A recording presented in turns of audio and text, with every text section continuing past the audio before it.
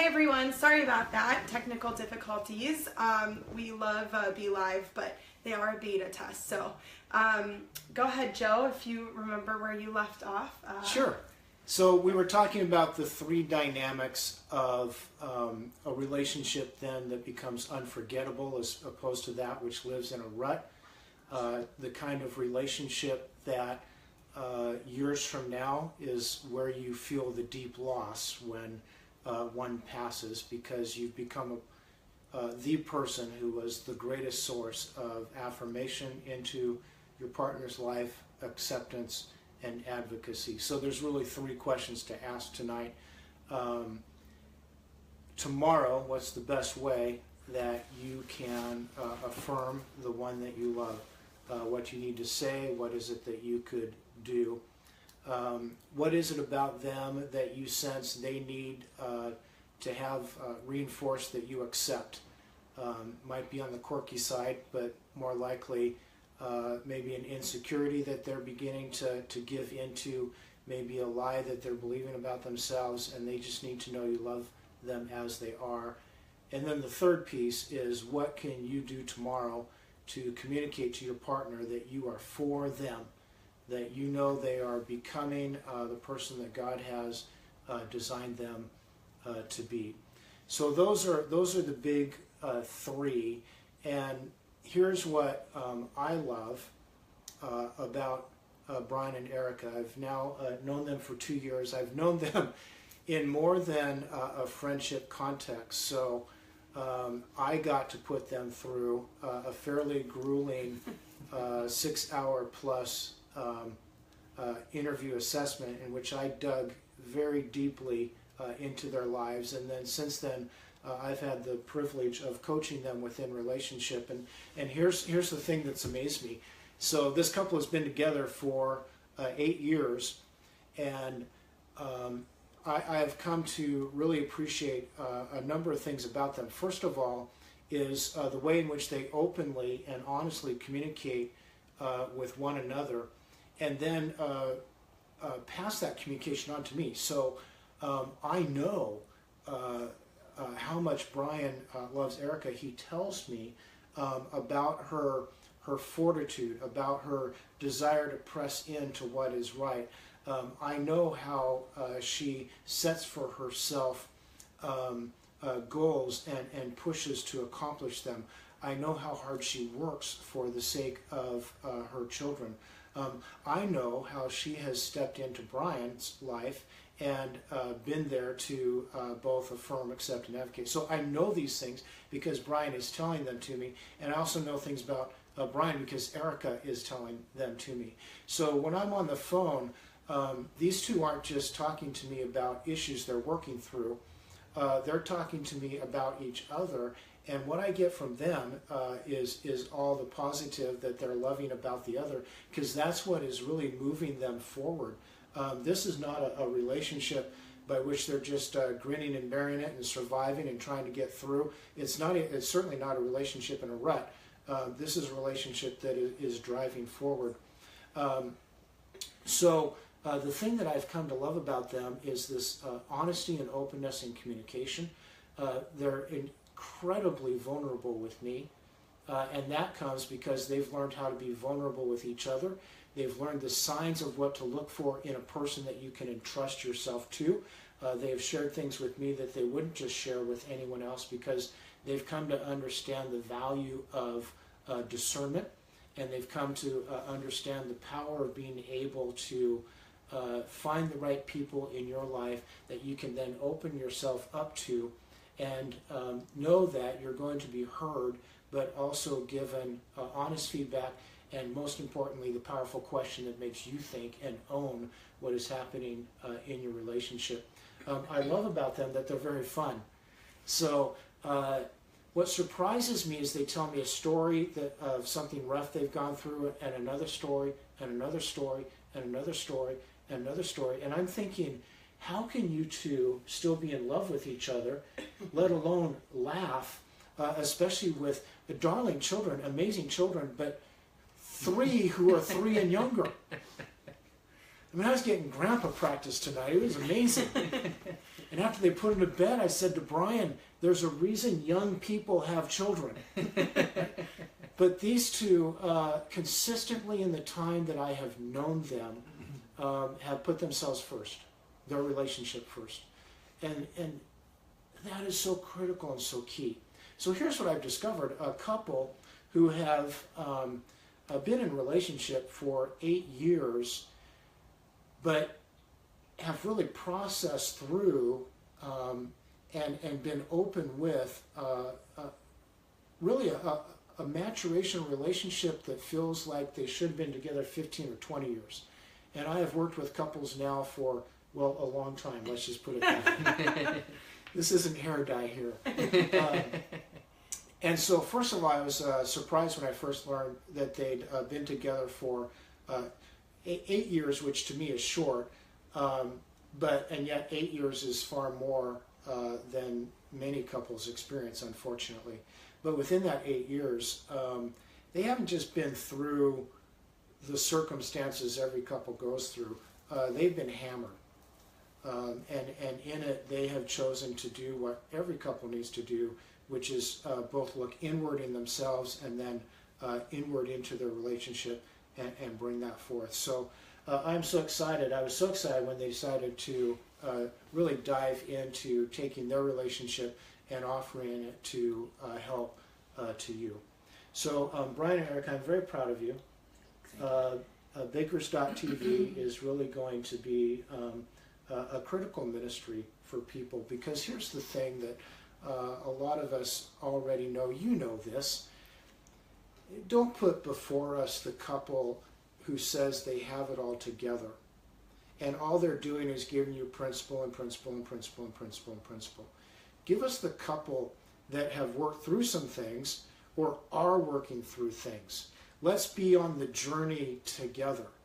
My wife and I are coming on 35 years of marriage. We're still on the journey together. We're still processing this thing. So yeah, there's some areas where we feel pretty good about ourselves. We got it down, and we're happy to tell you what we've done. But what we've done doesn't even necessarily mean it's going to work for you. So it's all about asking the right questions, and as you've been tuning in to listen to them, they're asking the right questions, they're processing the right information, they're helping you apply it. That's what their resources do. So I've had the privilege of tuning into the course that they're going to be offering, a course on great communication, a course that takes into account what matters every day and what's really practical and simple. So, Eric, I want you to tell them more about that, because I'm excited. It's about to be available. Yeah. I've been hogging it to myself, and it's time to share. So, yeah. What's happening with it? Yeah, so we are launching our course, How to Fight Fair. We've had some beta users, some people who have purchased this or used this prior to get feedback and see, once they've implemented this, once they've gone through it together, what their thoughts were. And we've got amazing feedback. People are really excited about it. And it's something you can do in the comfort of your own home. You don't have to worry about getting a sitter to go out, meet with somebody. Even though that, sometimes might be the case of what you need to do, these are simple principles that we've learned and then basically just wrote down of what we've used to navigate confrontation, issues that come up, whatever it might be, big or small, the same steps work with that. So, did you have anything you wanted to add? No. Yeah. Oh, I do. Yeah. I do, because I did do it. So, there's a difference between simple and simplistic. This is not simplistic. This is simple, which means they've done the hard work of processing it so that it's understandable. But then, even then, until you get to, I think it's the last session, Yeah. that's, they've made it simple, but it's like mind-blowing. It's like boom. Yeah, it's pretty critical. So, now all of a sudden you realize, oh gosh, these guys know something that a lot of people don't know, and I get it. I get to get it from them. Yeah. Awesome. So if you guys want to check that out, you can actually go to our website. Sorry, I lost my voice. Thebakers.tv, And you can go ahead and click Get Course Now, and you can get in there. We're actually doing 60% off right now for the next 2 weeks. So anybody who wants to take advantage of that, we are giving you 60% off, which is crazy. I don't even know why we're doing that, but we are, because we want to make sure you guys understand and get this nailed down, because this will literally change everything. It did for us. It really did. So Brian and I get to talk to you on there. There's some awesome bloopers at the end that you can get to know us a little bit better, give you a laugh. But it comes with a workbook, so you and your spouse, significant other, can go through it together. So the coupon code for it is the Bakers 2017. So make sure you put that in there before you put your payment information in there. This is a game changer. So yeah. Cool. Do we get Q&A? Oh yeah. We're gonna do Q&A. So I'm going to get on here. Any questions that you have for Joe, because he's not going to be here every week with us on our weekly broadcasts. I want to make sure you guys take advantage of him. Take advantage of him. You know what I meant, Joe. You guys, he's a great resource. He's been doing this forever. And I want to make sure you guys, if you have questions, it'd be great to have him be able to be a resource and answer them. So go ahead and post them now if it's about what we talked about tonight, or if it's about anything basically relationship related. Go ahead and throw that up there. I'll be checking our Facebook right now, so you guys can go ahead and do that. I know that it is. And I'll start with a question. Oh, okay, perfect. So Brian. Oh no! Wait! You're not going to answer this question? No, Brian is. Okay. What is one of the big deals that Erica has done to show you her acceptance of you? Ooh. One of the big things that she has done to show me acceptance is I'm on the spot.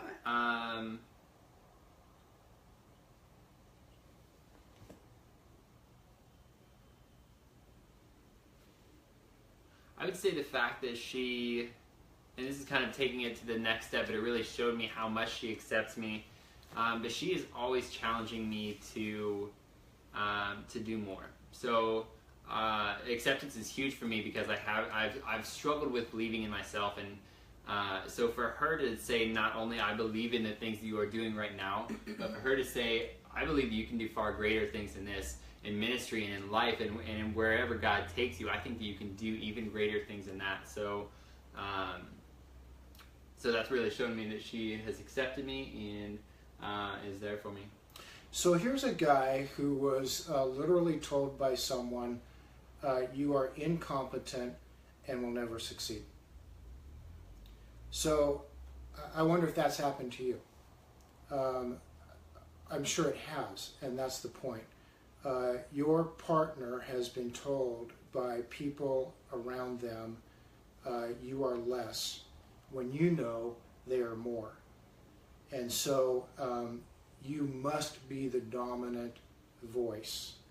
And the way that you're the dominant voice is not that in those times you just say, honey, you're awesome, but that you have along the way kind of sown the field with affirmation and advocacy, so that you're able to go back and say, hey, listen, you're the guy who did this and this and this, and I believed in you here and here and here.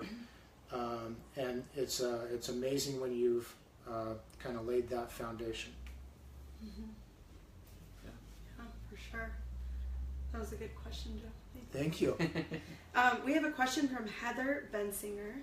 And she's asking, what is a tough problem that is common that you see many couples encounter?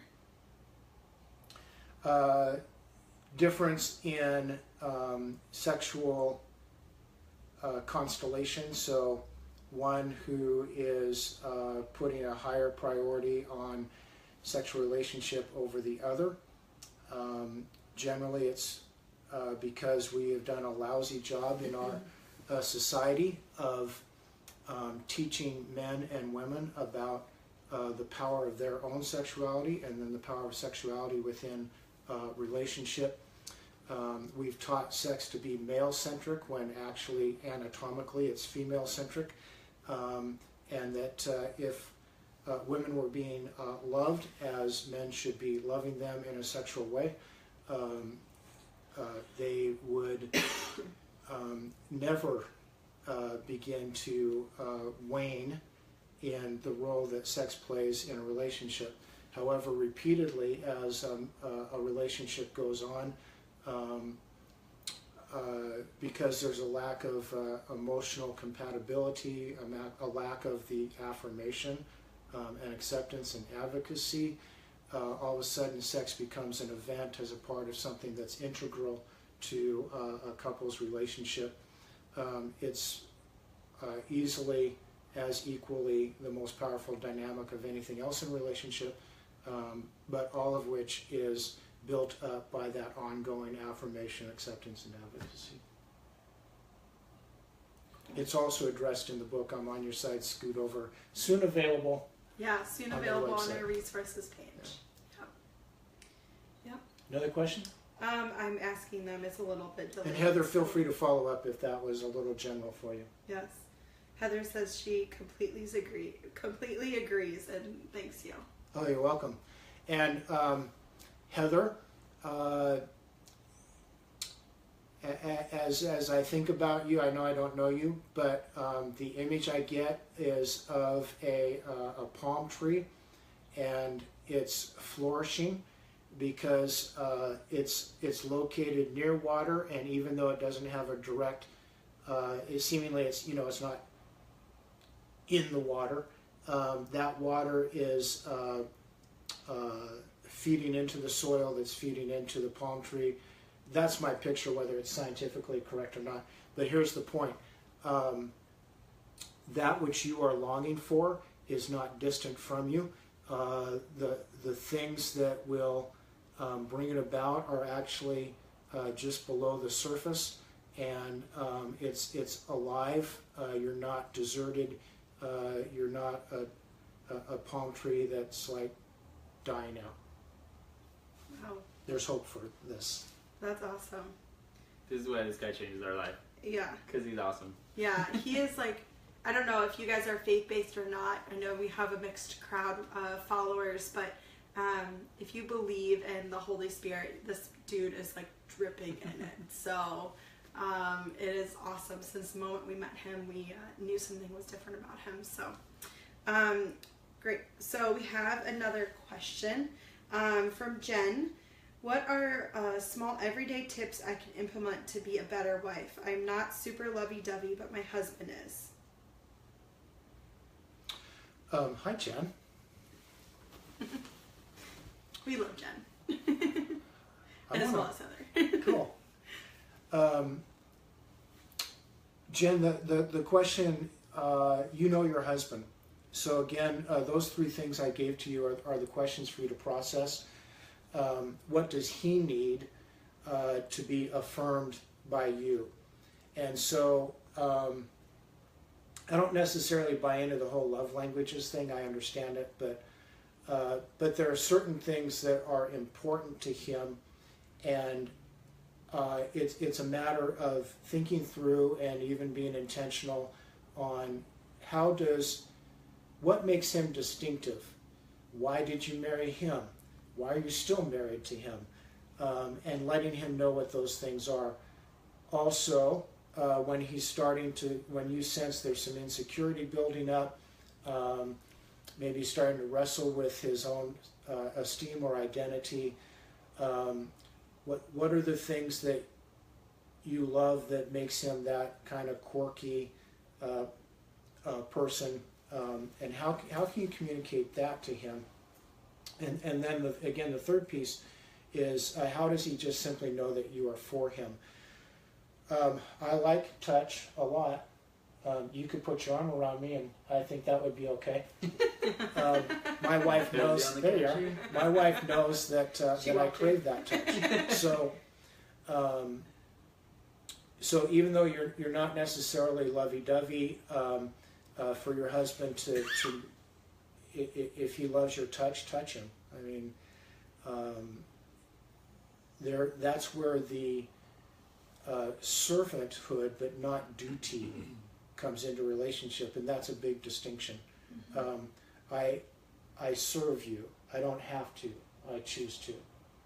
So hopefully that makes sense. You know, the day-to-days is something only you know, but that gives you kind of the framework to think it through. Awesome. Thanks, Joe. Thank you. Yeah. And Jen, let us know if that answers your question or if you had some follow-up questions to that.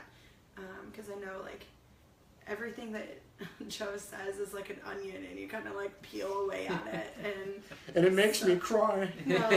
well, yes, Sometimes. it does sometimes, but it's good cry. It's good. Awesome. She said, "Great, thank you." So, anybody else have any questions? I know we have 8 people hanging out with us. I know one of you at least has something that you're like, should I write this? Shouldn't I write it? Yes, write it. It's okay. You can just delete it afterwards. It's not a big deal. And you can always put anonymous so we don't say your name in the video. So go ahead and write down what questions you guys have, because the odds are someone else has the same exact question. So, Joe, did you have any other questions for us while we were waiting for people? No, I have something to say to Jen. Oh boy, here we go. Your strength is significant in your relational life, and when you exercise it, it's not to the detriment of some other things. So it's not to the detriment of you being an affectionate person. People have learned to draw from you, and that's a positive thing. Jen, you give in ways that matter. Sometimes it's not always recognized or received as it is. And your very question is asking, how can I give in a way that's communicating well? And I applaud you for asking that. But the one thing I just sense about you is you may not see yourself as lovey-dovey, but you are incredibly loving. Mm. Good. Now you know her, is that right? Yeah, We don't know her. we know her super virtually. well. Yeah. Okay, She's like virtually. BFFs with our backdoor Oh, neighbor. cool. and- Nice. Yeah, she is definitely a strong person, though. Like, I've talked to her about some specific things, and she is a strong person and loves everyone around her. So Good, cool. yeah, for sure, for sure. So hopefully, Jen, you were still on here when we were just talking about that. So anyone else have any questions? You can post them in the comments. I'm looking at them right now. We're asking any questions about relationships. And please ask them. Okay, so we have something from Michaela. Sometimes it's a struggle for knowing how much to challenge without feeling pushy, even when listening to the Spirit. I wonder if there are tips for recognizing that line, maybe for those not faith-based. How to challenge without feeling pushy. Yes, the key is even when something is beginning to feel like a confrontation, to turn it into a conversation. And Which we talked about in our course. pardon? Which we talked about in our course. She talked about in the course. Yeah, how to do that. And the power of questions. And so the mindset is, for instance, if Brian and I could feel we're about to enter into a tense time, my mindset needs to shift to, I want to draw as much of Brian's thinking out about this as I can. So all of a sudden, by me asking questions and being very interested in what he's really thinking, I'm turning this into a conversation. Now, there's a little secret here. I don't mean for it to be manipulative, But a lot of times people haven't thought everything through. And so as you are asking them questions and they realize maybe they haven't fully processed it, they naturally back down from what felt like a challenging situation. So it's not asking questions for the purpose of beating the other person up. You're truly drawing it out, but one of the things that often gets recognized is, okay, maybe I need to think about some things. Yeah, for sure. Questions is huge. Because Questions. also it shows that you care about the other person if you're asking questions and not assuming, because you want to know what's going on so you can help address it. Why are you an idiot is an inappropriate question. No. Those are not the kind of questions we're talking about. We're talking about, you know, like, what upset you so much about that? And you gotta watch what you're telling people. Like, it's not, well, what upset you so much about that? No, it's like, you know, genuinely, like, I want to know why that upset you. And sometimes they don't even know, which we talk about in our course too. So, Michaela just has a laughy face. I think she's laughing at what we were just talking about. So, yeah. Anyone else have any questions, please post them. I think that was a great question, Michaela. If you have any follow-ups to that question, just post it down there and I'll have Joe follow up with it. So anyone else have any questions about relationships? It can be friendships or romantic relationships. It doesn't necessarily have to be with your spouse. Hey, Brian. Sure. When you saw Erica, He's asking you another question. what first turned you on? Oh my gosh, Her this eyes. is so awkward. Eyes. Yeah. Totally. That's her eyes that got me. It was, no, you said it was my mole. No. You told Tiffany that you liked my mole. Okay, I don't remember. They're not going to ask any questions because they're wanting me to probe more. No. Ask questions. Ask questions. We don't want any questions. So, maybe less awkward questions. I think that it was like the mole I thought was really cute, but then it was the eyes that like. Captivating. Yes. Yeah. The mole gets the attention, and then you look closer and you see the eyes. Yeah. And it's Draws like, you in. Okay. there's a beautiful woman here. Aw, you're She's so about to sweet. make up a question. Michaela, yeah, I am. Michaela said it's only awkward if you make it awkward. Well, I just made it awkward by saying it was awkward. So, there we go. Yeah. So we don't have any other questions. All right, cool. You guys have been great. I appreciate it. Oh, hold on a second. Yeah, I just want to make sure no one was asking a question. So thank you guys for joining us today. We're going to have Joe's book on our resources page here shortly. Our team is working on putting that on our website. And then also, we are having our course, okay? So regardless if you're in a romantic relationship or you just want to use it in friendships, because honestly, you can use this in any relationship you have. Go ahead and go to our website, thebakers.tv. We have it 60% off only for the next 2 weeks, and then it's full price again. So the people who have taken this course, including Joe and his wife, have gone through it. It's awesome. They love it.